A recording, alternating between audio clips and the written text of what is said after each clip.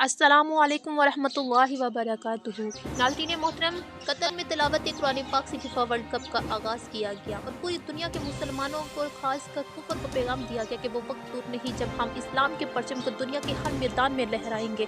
और इसी तरह एक बहादुर नौजवान का कलमा तैयबा के परचम को लेकर पूरे मैदान पर लहराना और पूरे आलम कुफर को पैगाम देना कि वो वक्त दूर नहीं जब हम इसी परचम को, इस्लाम के परचम को पूरी दुनिया पर लहराएं। शानदार और दिलकश नजर आप भी अपनी इस वक्त स्क्रीन पर मुलाहिजा फरमाए। जी हाँ नाज़रीन, ये कतर के मनाज़र हैं जहाँ फीफा वर्ल्ड कप के शुरू होने से पहले एक बहादुर नौजवान ने इस्लाम का परचम जिसके ऊपर कलमा तैयबा लिखा हुआ था उसको पूरे मैदान में लहरा कर पूरी दुनिया के मुसलमानों का सर फख्र से बुलंद कर। وبعد غياب 6 أعوام حيث هنا يرفرف العلم السعودي وسط هذه الأجواء طاغية الجمال والإبهار، طاغية الصورة البهية.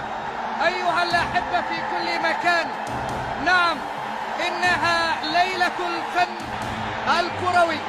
كرة القدم السعودية مستمرة معكم بكل ما فيها من تشويق وإثارة ومتعة ومنظر يأسر القلوب وتهتف له الحناجر وترفع له الأعلام. علم المملكة العربية السعودية يرسم صورة استثنائية لثقافة شعب وحضارة رياضة ينتظر من خلالها الجميع أن يكون المشهد الكروي في الحدث الكبير والكرنفال الفريد إذ يطلق العرس.